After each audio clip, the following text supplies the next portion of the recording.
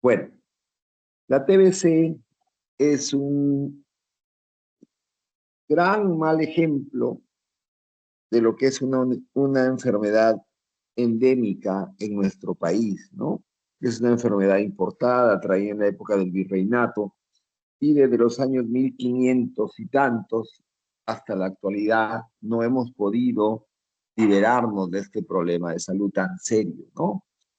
Pese a todos los esfuerzos que han hecho el Ministerio de Salud, los gobiernos de turno para erradicar esta enfermedad, no podemos salir de esto. Los esfuerzos no son pocos, ¿ah? O sea, el presupuesto para TBC es alto en un país pobre como el nuestro, pero básicamente las causas de esta falta de respuesta a las medidas está en nuestra población, ¿no? En los niveles socioculturales en los que se desarrolla nuestra población. ¿Sí?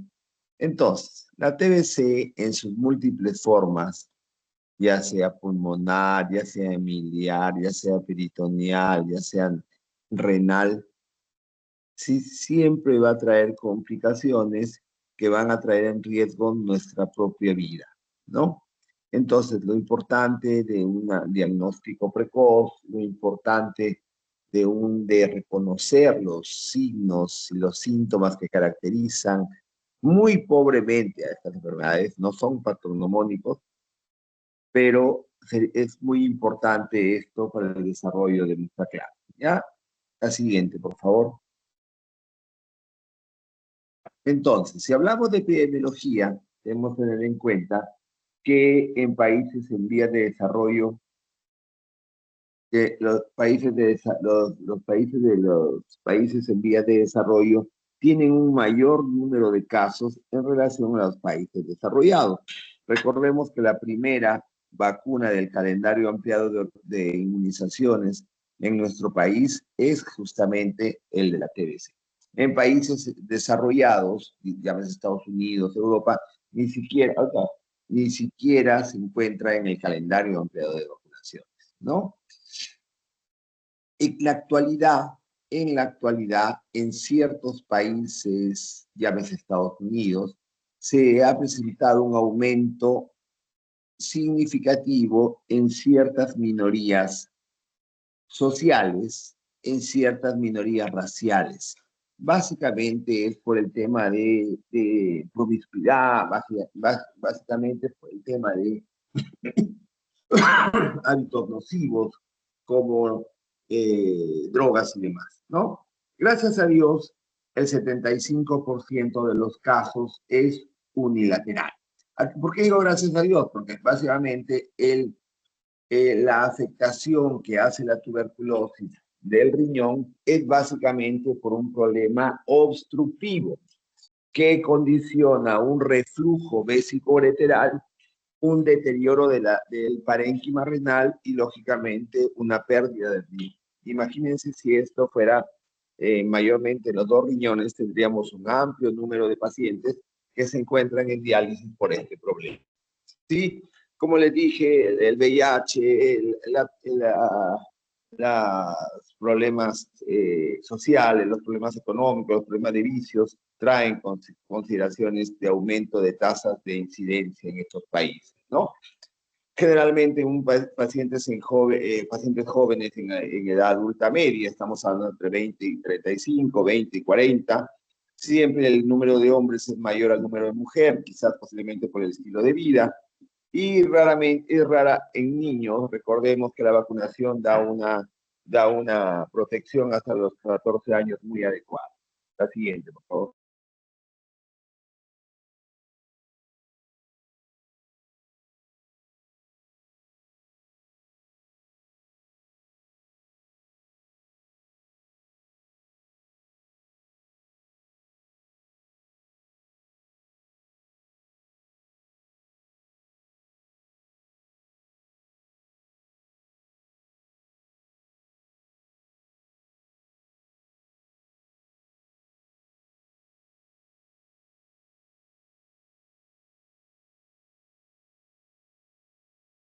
Hola. Bien. en cuanto a la anatomopatología y la TBC renal, tenemos ciertas características patológicas y anatomopatológicas que pueden inferir la presencia o el diagnóstico de esta enfermedad. Muy pocas cosas, muy pocos casos en salud son patognomónicos. Y uno de estos casos es en la TBC. Uno de los pocos casos, ¿no? Se encuentran una necrosis caseificante o caseosa. Toma el nombre de caseoso por la apariencia de queso, ¿no? Y no es otra cosa que un rosario o otro le llaman un halo radiado de leucocitos, de macrófagos que han sido muertos y estos macrófagos muertos condicionan esta forma aparente de una zona caseosa, blanca, blanquecina, y es patognomónico de los problemas de TBC. ¿Sí? Recordemos que, que al tener el primer contacto con el Mycobacterium en el momento de la vacunación, se va a dar una activación de del complejo inmunitario celular, caracterizado no solamente por los macrófagos, sino también por las células plasmáticas o plasmocitos. Van a provocarse la creación de anticuerpos que condicionan que si el paciente tiene un nuevo contacto con este Mycobacterium, va a actuar mucho más rápidamente en nuestros mecanismos de defensa. Existen también otras formas anatomopatológicas que no son tan patognomónicas, tan específicas como el granuloma caseoso, como son las calcificaciones, las lesiones fibrocicatrizales, las papilitis necrotizantes, que no son propios solamente de la tuberculosis y que no pueden caracterizar, ¿no? La siguiente.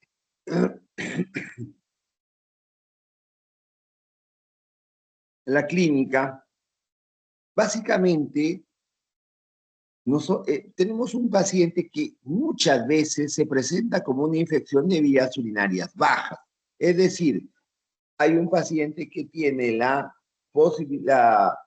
queja, que acude muchas veces al consultorio, al hospital, con un síndrome miccional que está caracterizado por una disuria, por una polaquiuria, por un tenesmo vesical.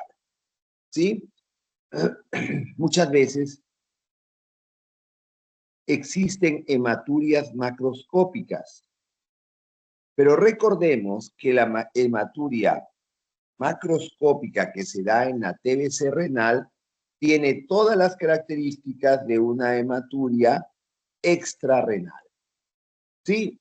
Es decir, que es de color rojo rutilante o rojo vivo, muchas veces se presenta con dolor y tiene la presencia de coágulos.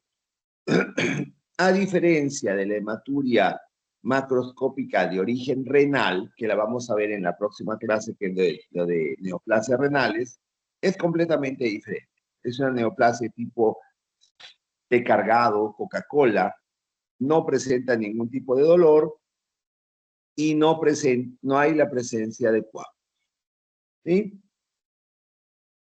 Existen también algunos síntomas constitucionales que son muy sugerentes de cualquier otro tipo de TBC, la pulmonar, llámese baja de peso, anorexia, malestar general, sudoración nocturna, fiebres nocturnas, que no caracteriza exactamente una TBC renal, sino una TBC pulmonar o de otros sitios del organismo.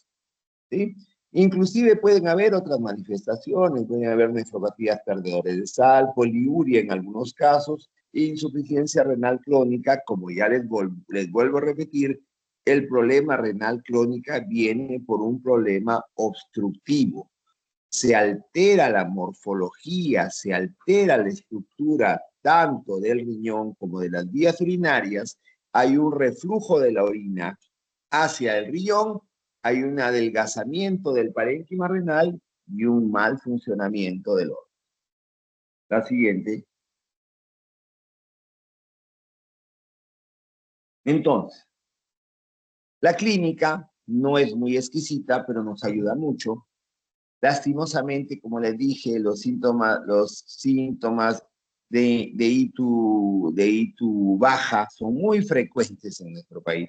Entonces, muchas veces no le damos la importancia debida. Tenemos la posibilidad de exámenes de orina, ¿no? Un examen de orina con una técnica de Sil-Nielsen en la que encontrar el Mycobacterium. Es una tinción de alta distribución en nuestro medio. Los centros de salud siempre tienen una unidad de TBC, desde el más lejos hasta el más completo.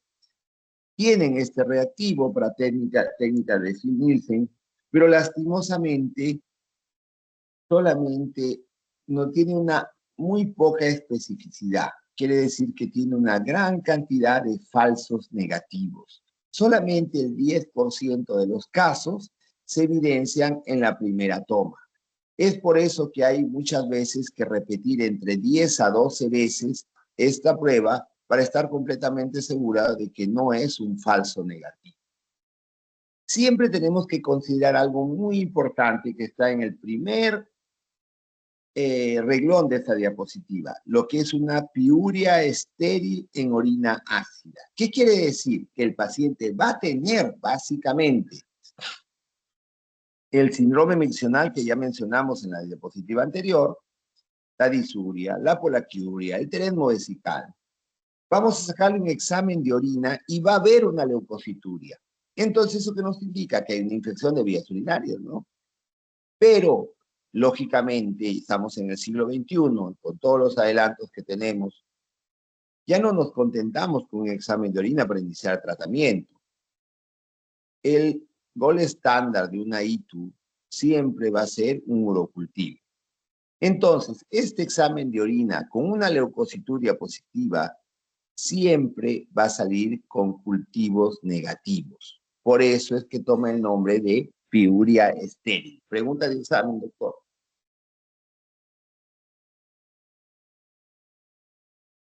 Es muy, muy importante esta característica. Como repetimos hace un momento, la hematuria macroscópica o microscópica, pero siempre de tipo no glomerular. ¿Sí? La siguiente. Los exámenes, aparte, tenemos la técnica de Sil-Nielsen, tenemos también cultivos, doctores, pregunta de examen. Tenemos cultivos de orina específicos para TBC. Tenemos el cultivo de Lowenstein-Janssen,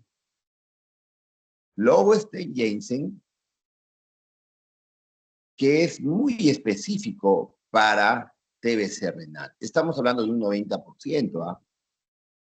¿Cuál es la desventaja? La poca distribución a nivel de periferia. Entonces, tenemos que referir la muestra Lima, ¿no? A ciertas unidades más grandes, y lógicamente esto genera una pérdida de tiempo, un retraso en el diagnóstico y un retraso en el tratamiento. Tenemos también el apoyo de exámenes de ayuda diagnóstica. Podemos utilizar cualquier tipo de ayuda diagnóstica, resonancia, tomografía, urografía excretoria, en la cual utilizamos rayos X, pero este tipo de exámenes se utilizan contrastes. Ya sabemos que la radiografía, la tomografía utilizan contrastes que son altamente nefrotóxicos. Si bien es cierto, la resonancia utiliza gadolinio, que no es tan nefrotóxico como los contrastes iodados, pero a partir de estadio 3 ya no se puede utilizar. Entonces, tenemos la posibilidad de algo tan sencillo como una ecografía.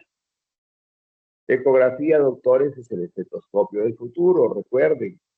Entonces, si nosotros con una simple ecografía vemos un problema obstructivo, quiere decir que hay un reflujo urinario, una dilatación de la pelvis renal, que en otras palabras lo conocemos como hidronefrosis, hay que pensar siempre en la posibilidad de una TBC renal. ¿Sí? Miren la amplia gama de métodos de ayuda diagnóstica que tenemos. pero siempre considerar el valor que tiene una ecografía. La siguiente, doctor.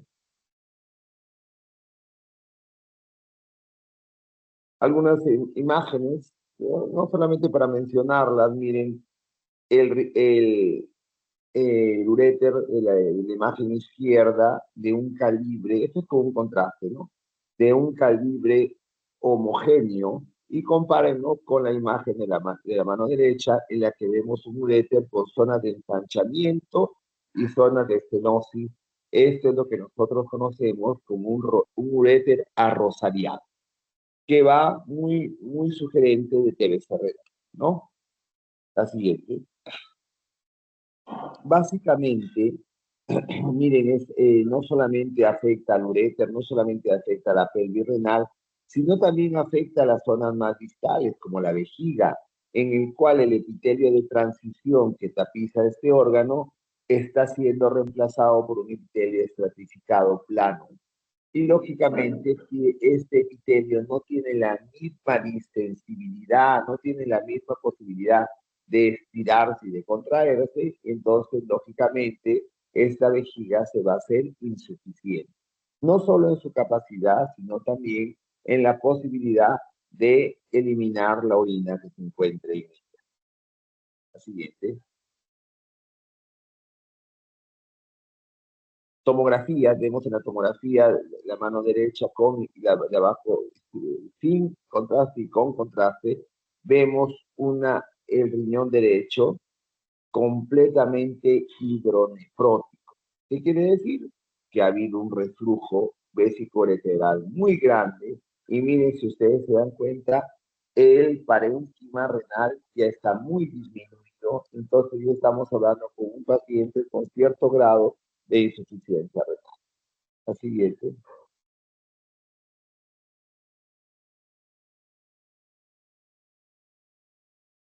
Diagnóstico, como les dije ya hace un momento, el BK en orina, que es la técnica que dicen un poco difícil, poca especificidad.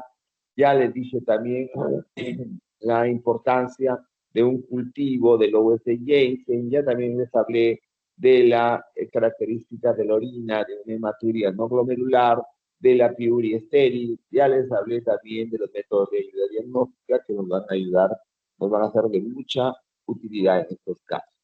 Siguiente. El tratamiento básicamente es el mismo esquema, pregunta de examen, es el mismo esquema de una TBC pulmonar, peritoneal, biliar, de columna, lo que sea, que es isoniazida, rifampicina, etamutol, piracinamida, por 6 meses de tratamiento.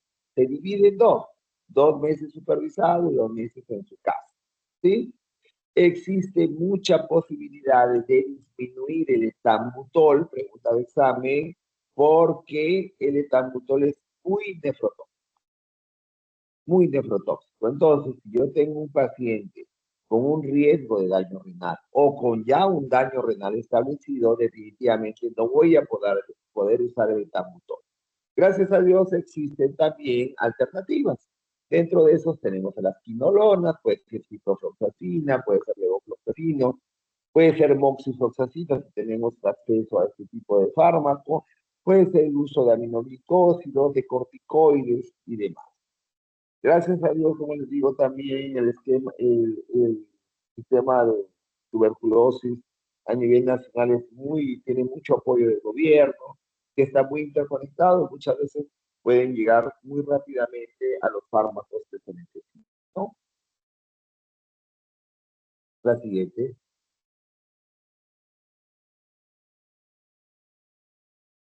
La siguiente, doctora. La siguiente. ¿Alguna pregunta, doctores, sobre este caso?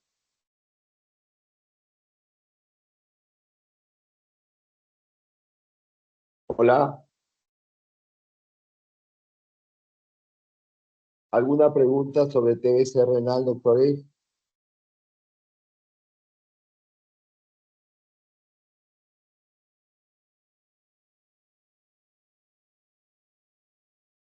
Hola.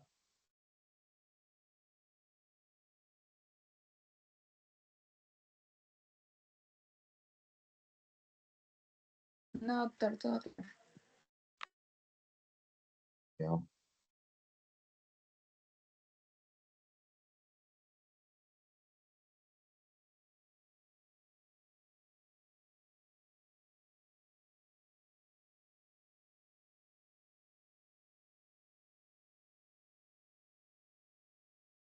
Ya.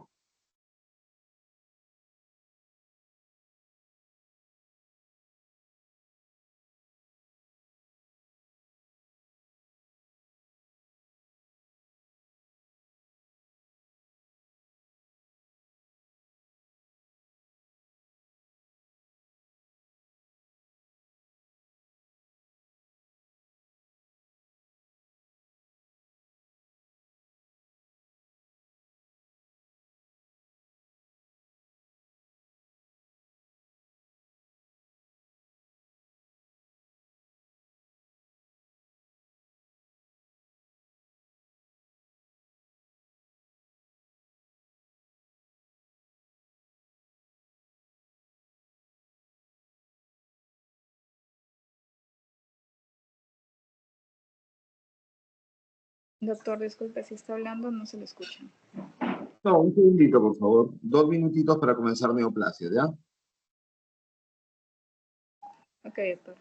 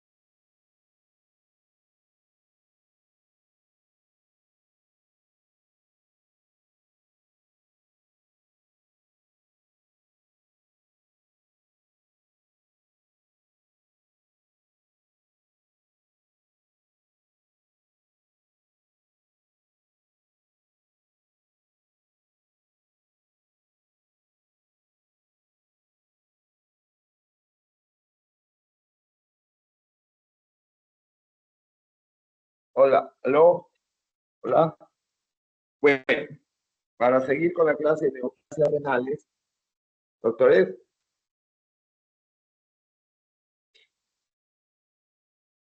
Sí lo hola. escucho, doctor. Ya. A ver,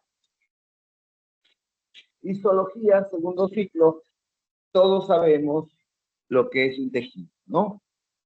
Un tejido es un conjunto de células que normalmente tienen la misma forma y que cumplen la misma función, ¿sí? Entonces, eso es lo que normalmente es el diagnóstico de neoplasia, ¿no? ¿Sí? No solamente estamos hablando de la forma, estamos hablando de la función, del metabolismo. Si nosotros tenemos un grupo de células que conforman un tejido, esas van a tener la misma velocidad de reproducción, van a tener generalmente los mismos requerimientos alimenticios, por así decirlo, y van a tener las mismas características de excreción de metabolismo, de, de desechos de su metabolismo. Entonces, si en un determinado tejido aparece una nueva estirpe celular que se parece muy poco o que no se parece nada, ¿sí? Al tejido normal, no solamente es el problema de la forma, sino que van a competir con las células normales en cuanto a los requerimientos alimenticios, van a reproducirse quizás mucho más rápidamente y van a ir destruyendo, van a ir aplastando al tejido normal. Ese es el concepto básicamente de una neoplasia. Mientras más pobremente diferenciado, es decir, mientras más diferente de las células en las que se encuentran, lógicamente el problema es mucho mayor. Entonces, los riñones no escapan a los problemas de neoplasia. ¿Sí? La siguiente.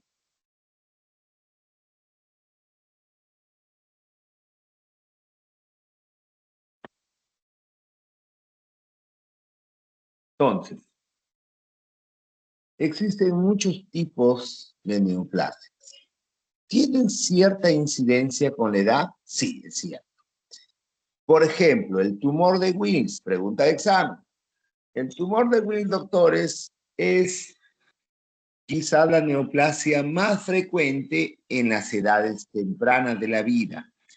Se diagnostica inclusive antes de nacer, con las ecografías obstétricas, y alcanzan grandes volúmenes, se hacen grandes masas que inclusive llegan a traspasar la línea media, y es quizás la característica más saltante de un tumor de Wills. Tiene una amplia mortalidad, entonces el diagnóstico temprano es importante. El carcinoma de células renales, llamado adenocarcinoma renal, es la neoplasia más frecuente de lejos en problemas renales. Inclusive existen ciertos tipos, como el de células claras, que son aún más frecuentes. Existen también tumores benignos, diamesoadenomas, angiomiolipomas, ocitoma, pero son de características benignas. Me preocupo mucho por el carcinoma de células renales o adenocarcinoma, me preocupo por el tumor de grito en niños, me preocupo por los carcinomas metastásicos, ya sabemos que generalmente pueden darse por vía sanguínea, linfática o por siembra en cavidades, siendo la hematógena o sanguínea la más importante. La siguiente.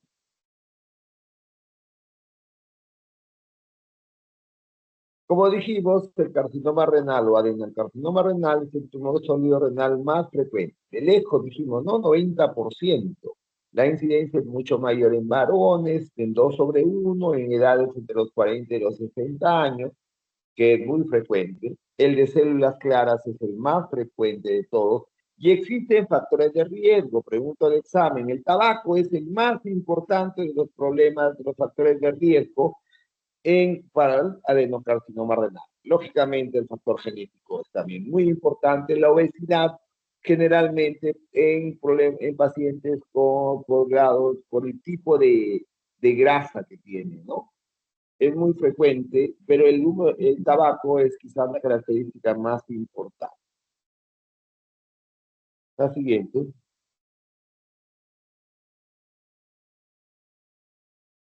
Sintomatología pobre. Existe una triada clásica, que es una hematuria, ya dijimos en la exposición anterior, esta hematuria sí es glomerular. Entonces, estamos hablando que es de color té cargado, Coca-Cola, no tiene dolor y no tiene coágulos. ¿Sí? La masa, ¿no? También importante, pero recordemos que la sintomatología de una neoplasia renal es muy baja, muy escasa. Solamente el 10% de los pacientes tienen algún grado de sintomatología. Y el más grave aún, aproximadamente el 30% de los casos con una TBC renal ya metastásica, recién son diagnosticados. Y generalmente son diagnosticados por otras causas, no por una ecografía abdominal, por otras causas, se encuentra de casualidad este problema, ¿no? La siguiente. ¿Qué es la sintomatología? La anomalía más frecuente, ya hablamos de la hematuria macroscópica glomerular o microscópica en un 60% de los casos, y hablamos también de un 40% de los casos presentan dolor en flanco. Esto básicamente es por el tamaño de la tumoración, por el tamaño del riñón, hace un síndrome compartimental que puede condicionar un dolor opresivo. La anemia en el 40% de los casos, y esto va no solamente por el tema de la neoplasia, sino también por la función renal. Hay un deterioro de la función, hay deterioro de la función renal y lógicamente condiciona una anemia propia del riñón. Los cuadros paraneoplásicos son muy importantes, ¿sí? El síndrome de Stauffer, pregunta de examen, es quizás el síndrome paraneoplástico más frecuente en este tipo de problemas.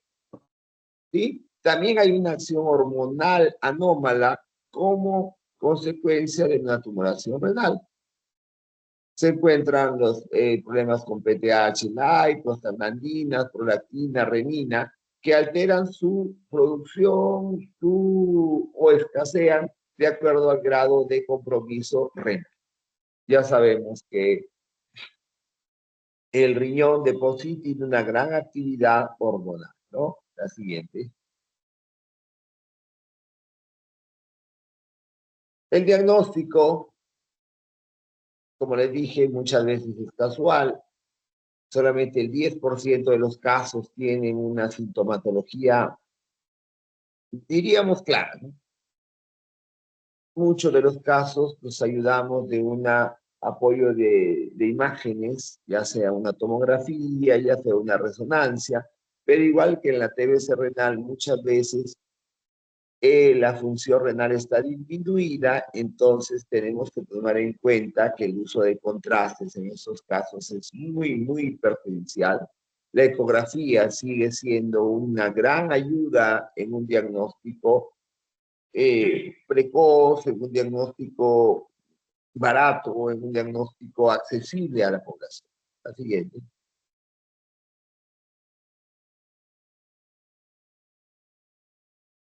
El tratamiento, básicamente el tratamiento de acuerdo, que viene de acuerdo.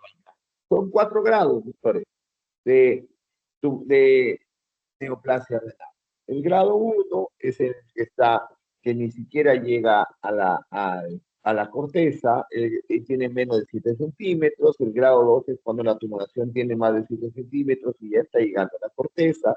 El grado 3 ya no interesa el tamaño de la tumoración, pero ya se encuentra generalmente a nivel de la pelvis renal, que compromete no solamente la parte escritora, sino la parte sanguínea. Recordemos que de ahí inicia, por así decirlo, la vena renal, y el estadio 4, en el cual ya no interesa el tamaño. Si se encuentra cerca a la pelvis, la cosa es la presencia de una siembra a distancia, es decir, la metástasis. Entonces, descartamos el grado. Si este paciente está en el grado 1, 2 y hasta 3, definitivamente el tratamiento de lesión es la nefrectomía. Saco el riñón y se acabó el problema. Pero si tengo un paciente que ya está en estadio 4, en la cual ya se ha comprobado que hay metástasis, definitivamente la idea es muy diferente. Absolutamente se cuestiona la nefrectomía y tenemos que iniciar con tratamientos con inmunoterapia, con quimioterapia, de acuerdo al concepto, de acuerdo a la elección del oncólogo. Podemos utilizar en inmunoterapia interferones, interleucina, algunas combinaciones también. En inmunoterapia podemos utilizar inhibidores tipos basiliximab, y demás, ¿no? Generalmente son quimioterápicos normales, ¿no? Que al igual que un cáncer de pulmón, al igual que un cáncer de estómago, se van a utilizar en una neoplasia del riñón. La siguiente.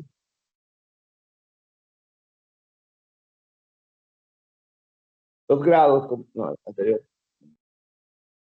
Los grados, como les dije, el grado 1, el grado 2, el grado 3 y el grado 4. El grado 1 básicamente está en relación al tamaño del tumor, el grado 3 está ya en el compromiso a nivel de la vena renal y el grado 4 en el cual ya ha habido una siembra a distancia que toma el nombre de metástasis, ¿no? La siguiente.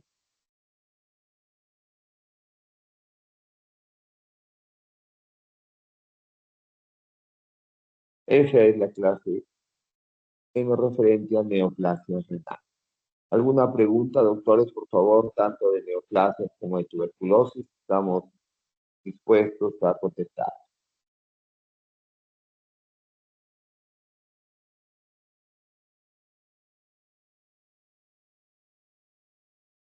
Todo claro, doctor. Ya, doctor.